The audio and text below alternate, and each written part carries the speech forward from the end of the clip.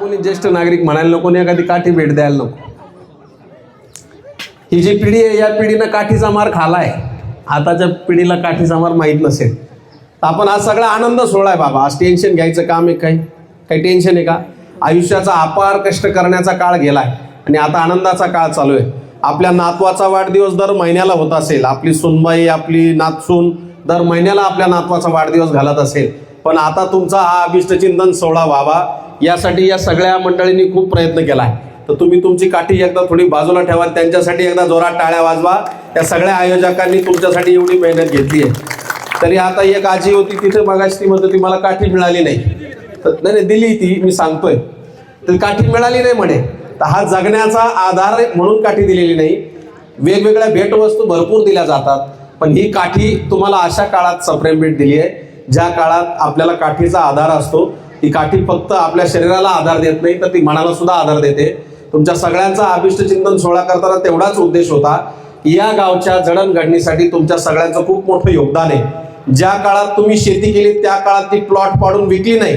त्या चित्रपटात फार भारी डायलॉग महाराज की जमीन इकायची नसते राखायची असते. आणि आपल्या बापाने आपल्यासाठी काही केलं नाही, नाही करू द्या, त्यानं वडिलोपार्जित जमीन मात्र विकली नाही, ती पुढच्या पिढीसाठी ठेवली. यापेक्षा मोठं द्योतक काय असावं? आणि ती शेती व्यवसाय कष्टानं तुम्ही फुलवली आणि या गावाचं पुढचं भवितव्य घडवलं. आणि म्हणून तुमचा सन्मान सोहळा करताना महाराष्ट्रात पहिलं असं गाव असेल की ज्या गावामध्ये एवढा मोठा सोहळा आज पार पडत आहे.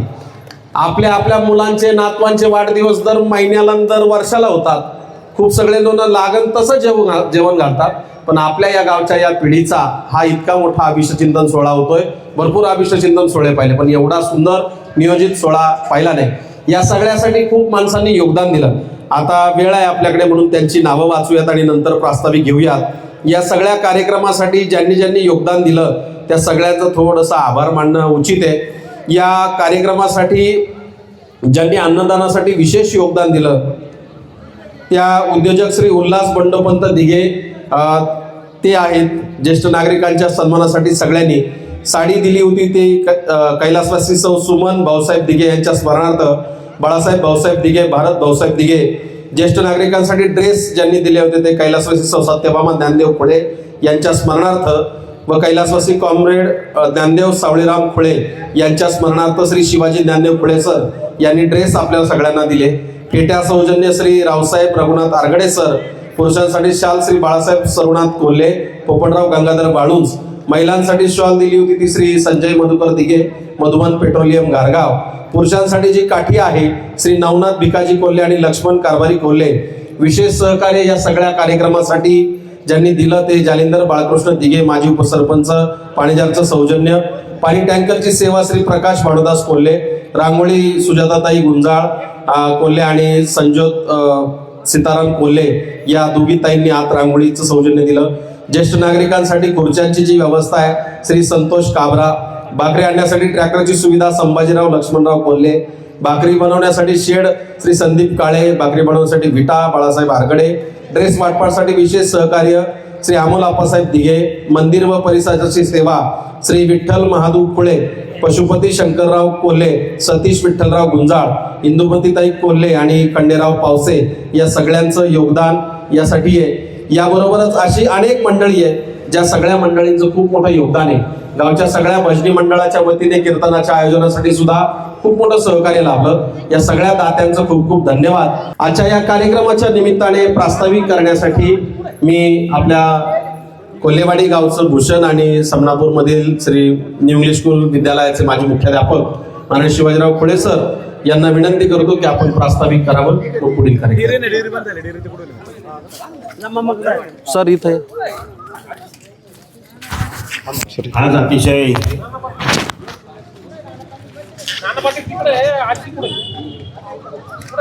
आज या रमणीय वातावरणामध्ये सायंकाळी अतिशय सुंदर अशा निसर्गरम्य वातावरणात म्हटलं तर वावगं होणार नाही. हा अभिष्टचिंतन सोहळा पार पडत आहे. हनुमान जन्मोत्सवाच्या निमित्तानं आपण हा सोहळा आयोजित केला होता, परंतु पावसामुळे व्यत्यय आला आणि त्या दिवशी आपल्याला खरा म्हणजे हा कार्यक्रम करता आला नाही. त्याचाच भाग म्हणून आयोजकांनी सर्वांनी विचार केला आणि लागलीच 2च दिवसामध्ये आपला हा कार्यक्रम पार पडला पाहिजे, म्हणून आज हा सुंदर असा कार्यक्रम पार पडत असताना अतिशय आनंद होत आहे का तुमची सर्वांची सेवा करण्याची संधी आम्हाला मिळाली. 80 वर्ष निलेश सरांनी सांगितलं का आपण काबाड कष्ट केले, या गावासाठी योगदान दिलं, प्रपंच उभा केला, गाव उभं केलं आणि गावातील सर्वांसाठी आपलं योगदान अतिशय महत्त्वाचं आहे आणि त्या योगदानातून उतराई होण्याची थोडीशी संधी आम्हाला मिळावी म्हणून सर्व आयोजकांनी त्याला प्रयत्न केले, खतपाणी घातलं, वाढवलं आणि हा सुंदर दिमागदार सोहळा आपल्या सर्वांच्या उपस्थितीमध्ये आज परत आहे. त्यामुळे खूप आनंद होत आहे. मी आपल्या सर्वांना शुभेच्छा तर देतोच, परंतु हा कार्यक्रम यशस्वी करण्यासाठी खूप लोकांनी योगदान दिलं, सर्व ग्रामस्थांनी योगदान दिलं. कोणत्याही प्रकारचा हेवादेवा नाही, राजकारण नाही, सर्व सोडून एकजुटीने हा कार्यक्रम मागील वर्षी 2025 पासून अतिशय दिमाखात भव्य दिव्य स्वरूपात पार पडत आहे आणि आज 2026ला देखील हनुमान जन्मोत्सव भव्य दिव्य स्वरूपात पार पडला आणि तुमची सर्वांची सेवा करण्याची संधी मिळाली. त्या संधीचं सोनं निश्चितपणे सर्व ग्रामस्थ करतील, यामध्ये शंका नाही. या कार्यक्रमासाठी अतिशय महत्त्वाचं म्हटल्यानंतर उद्योजक पुण्यावरून खास बंडोपंत दिघे यांचे चिरंजीव उल्हास दिघे यांनी मागच्याही वर्षी खूप मोठं योगदान दिलं होतं, याही वर्षी संपूर्ण अन्नदानाचं योगदान दिलं. त्यांच्या ऋणातून उतराई होण्याची संधी आपल्याला भविष्यात मिळेल अशी मी अपेक्षा करतो आणि तुम्ही जे आशीर्वाद रूपी या ठिकाणी वर्षाव करणार आहात, निश्चितपणे आमच्या जीवनशैलीमध्ये त्याचा उपयोग होईल, आम्हाला सर्वांना त्याचा उपयोग होईल अशी देखील मी हनुमानाच्या चरणी प्रार्थना करतो. जय हिंद, जय महाराष्ट्र. खूप सुंदर या ठिकाणी आपण प्रास्ताविक दिलं आणि ही जी मंडळी सगळी धोत्रावरची पायजाम्यावरची ही साधी पिढी नाही आहे. जेवढा संघर्ष तुमच्या पिढीनं पाहिला आहे तेवढा संघर्ष पुढच्या पिढीनं पाहिला नाही. म्हणजे धोत्रावरच्या मंडळींनी जेवढा संघर्ष पाहिला तेवढा पायजाम्यावरच्या माणसांनी पाहिला नाही. जेवढा संघर्ष 9 वारीवरच्या महिलांनी पाहिला आहे तेवढा 6 वारीवरच्या महिलांनी नाही. जेवढा संघर्ष पायजाम्यावरच्या पिढीनं पाहिला आहे तेवढा पॅन्ट शर्टवरच्या पिढीनं नाही.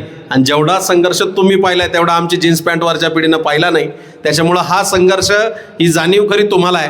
ज्या काळात आधुनिक तंत्रज्ञान होतं अशा काळात तुम्ही या सगळ्या कुटुंबाला, गावाला जडणघडण आणि मोठं करण्याचं काम केलेलं आहे. त्यामुळं या निमित्ताने तुमचं अभिष्ट चिंतन होताना माणसांना माझा नमस्कार. आज आजोबा अभिष्ट चिंतन सोहळा साजरा होतोय. कसं वाटतंय मग? कसं वाटतंय आजोबांना? मस्त वाटतंय ना? आज आजोबा सांगायला गेलं तर वडील, बाबा, पप्पा, डॅडी, बाबा सगळं म्हणायला कसं छान वाटतं, बरोबर ना आजी? पण कधी आपण या बाप माणसाला समजावून घेतलंय का हो? घेतलंय का सांगा मला? कधीच नाही घेतलं. आई आपल्याला प्रत्येकाला जवळची वाटते, कारण आई आपल्याला जवळ घेते, कवटाळते, कौतुक करते. परंतु बाप हा कठोर काळजाचा असतो. त्याला कधीच आपण रडताना बघितलेलंच नसतं. बघितलेलं असतं का आजी? अजिबात बघितलेलं नसतं. जगामध्ये आपल्या लेकीवर सर्वात जास्त प्रेम जर कोण करत असेल ना, तर एक बाप नावाचा राजा माणूस करतो. करतो की नाही? हा, मला सांगा, बाप हा कधीच रडत नसतो. पण ज्या वेळेस त्याची मुलगी नांदायला लागते ना, ज्या वेळेस नांदायला निघते ना मुलगी, त्यावेळेस कितीही जगातील कठोर काळजाचा बाप असला तरी तो ढसाढसा रडतो. कारण आजोबा बापाची भूमिका ही घरावरच्या पत्र्यासारखी असते. ऊन, वारा, पाऊस सगळं काही झेलतो आणि घराखाली राहणारी माणसं म्हणतात बाप काय करतो. बरोबर आहे की नाही? बाप स्वाभिमानी बाळा, बाप कण खरं कणा, त्याच्या काळजामध्ये सुद्धा लाजाळूची संवेदना. बाप तलवार ढाल, बाप पेटती मशाल, बाप जागतो म्हणून घर झोपते खुशाल. बाप घराचा पाया, आई कळस त्यावर, बाप जागतो म्हणून घर झोपते खुशाल. आजी, कोणत्याही परीक्षेचा निकाल लागू द्या, आज लागला ना तुमच्या गावात, कोणत्याही परीक्षेचा निकाल लागतो की नाही? घरामधील आई काय करते हो?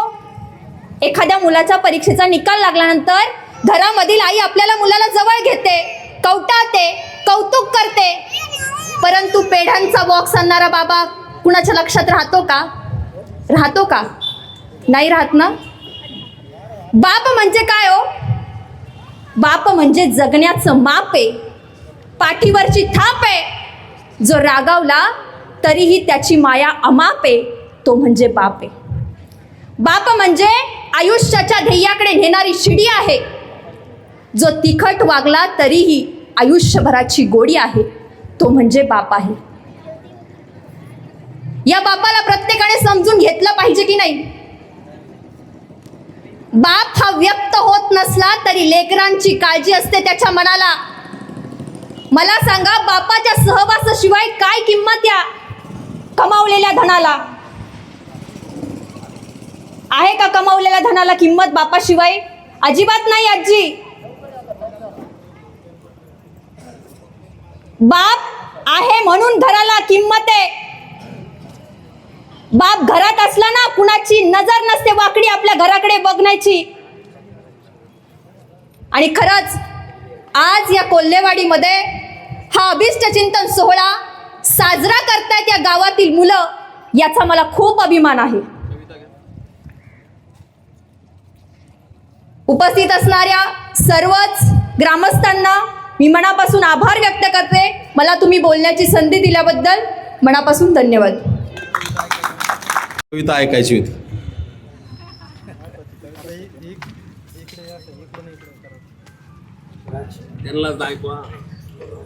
बाप स्वाभिमानी बाळा, बाप स्वाभिमानी बाळा, बाप कण खरं कणा. त्याच्या काळजामध्ये सुद्धा लाजाळूची संवेदना. बाप स्वाभिमानी बाळा, बाप कण खरं कणा. त्याच्या काळजामध्ये सुद्धा लाजाळूची संवेदना. बाप तलवार ढाल, बाप पेटती मशाल. बाप जागतो म्हणून घर झोपते खुशाल. बाप घराचा पाया, आई कळस त्यावर. बाप घराचा पाया, आई कळस त्यावर. जेव्हा घसरतो पाया तेव्हा कोसळते घर. बाप साठवितो अश्रू, बाप साठवितो अश्रू फक्त एका क्षणासाठी.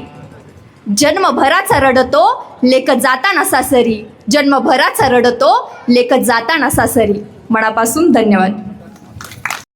तुम्ही केलेल्या कष्टाची जाणीव मुलांना आहे. गावातील ही मुलं काही वेगळी दुसऱ्याकडून बाहेरची मुलं नाही तुमचा अभिष्ट चिंतन सोहळा करत.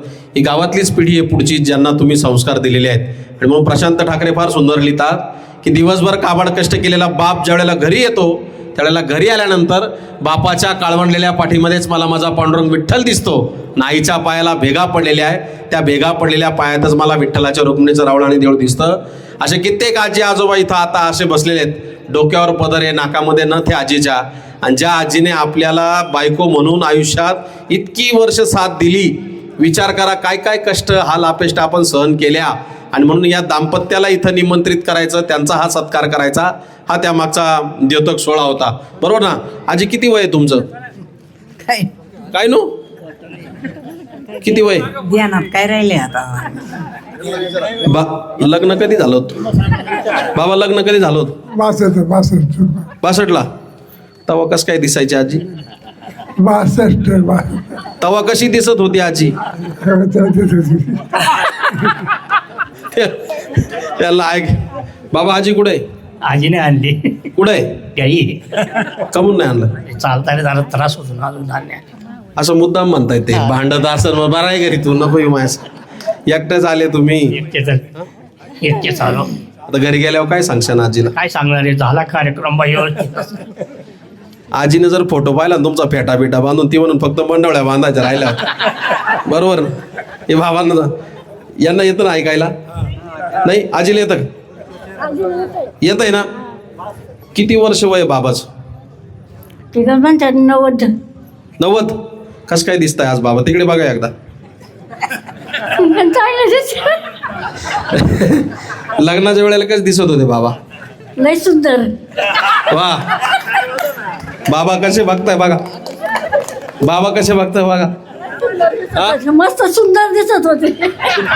कुठं झालं होतं तुमचं लग्न? आमचं संगमेरला दारापुढंच ना?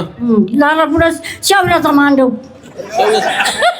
आणि जेवायला काय होतं मग? पत्रवाळ्या. अरे अरे आजही पत्रवाड्याचे जेवायला, पण पदार्थ काय होता? पत्र लापशी नाही, चपात्या होत्या, चपात्या. वरण चपात्या. तुम्ही त्यांच्या लग्नाला होते का? यांच्या लग्नाला होते तुम्ही? नाही. नाही, वडील आहे का? आजी बाबा कुठे? घरी घरी. बाबा कमून नाही आले? चालता नाही येत त्यांना.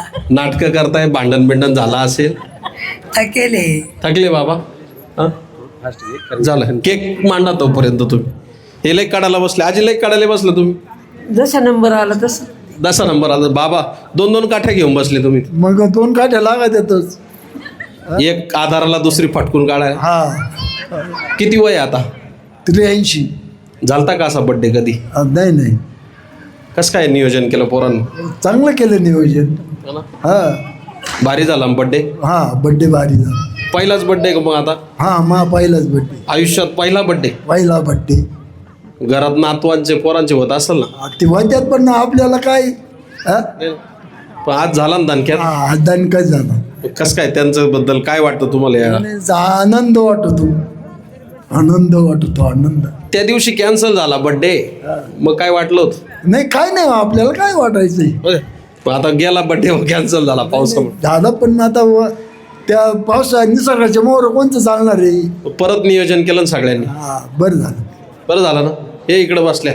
आजी लई टेन्शन मध्ये दिसताय तुम्ही. टेन्शन मध्ये काय नाही. बाबांचा धाक आहे का काही? नाही, किती वर्ष झाले लग्नाला? काय माहिती नाही. बरं, भांडण बिंडण होतं का नाही बाबांचं? नाही, अजिबात नाही. आता नाही का पहिल्यापासून नव्हतं? पहिल्यापासून नाही. खरंच ना? बाबांकडे पाहून वाटत नाही बाबा भांडत नसतील म्हणून. या आजी भांडण होतं का हो तुमचं दोघांचं? नाही ना. कुठे बाबा भांडण होतं का? नाही, खरं सांगा बरं. नाही झालं. रुसवा फुगवा कधीच नाही.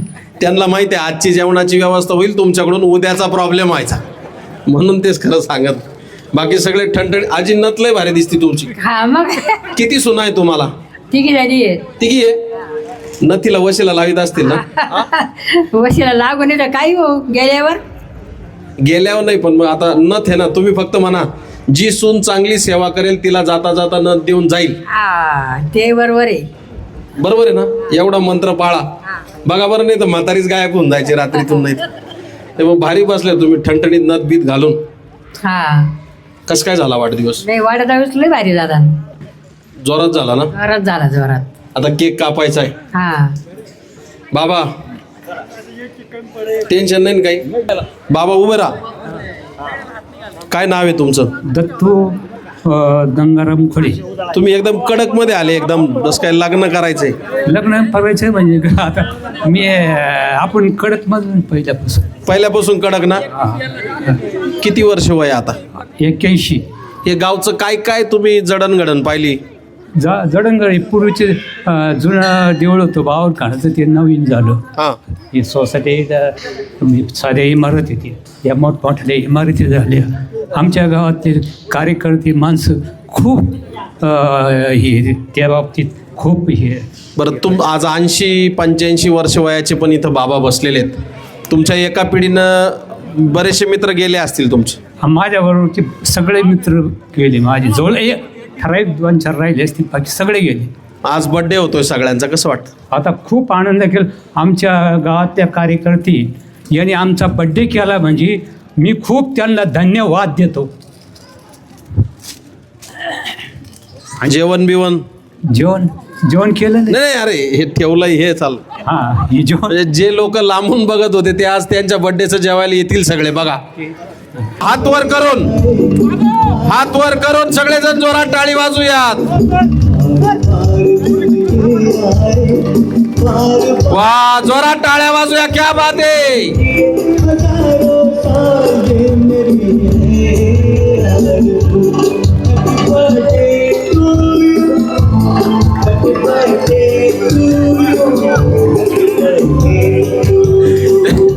अरे केक दिसू द्या, बरवा पटकन आता.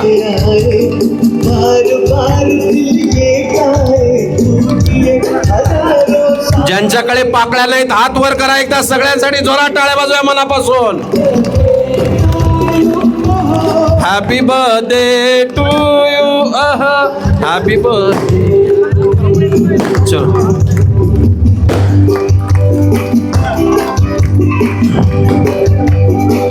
तो एक राहिला होता तो नाही आला का उल्लेख करू.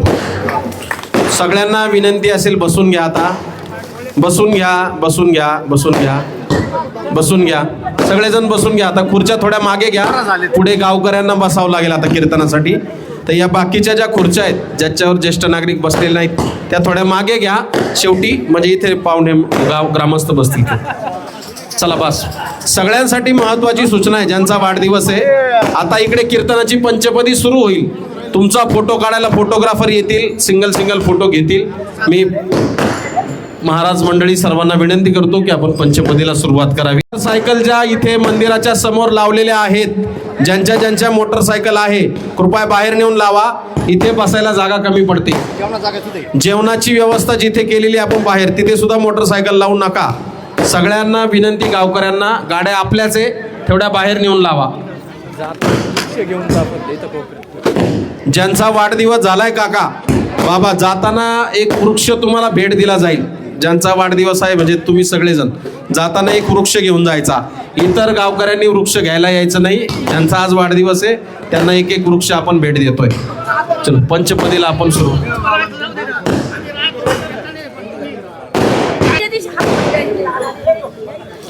या छोट्याशा अभिष्टचिंतन कार्यक्रमाच्या निमित्ताने आभार व्यक्त करण्यासाठी बाळासाहेबजी कोल्हे सरांना विनंती करतो की आपण छोटेशा आभार व्यक्त करत लगेच पंचपदीला.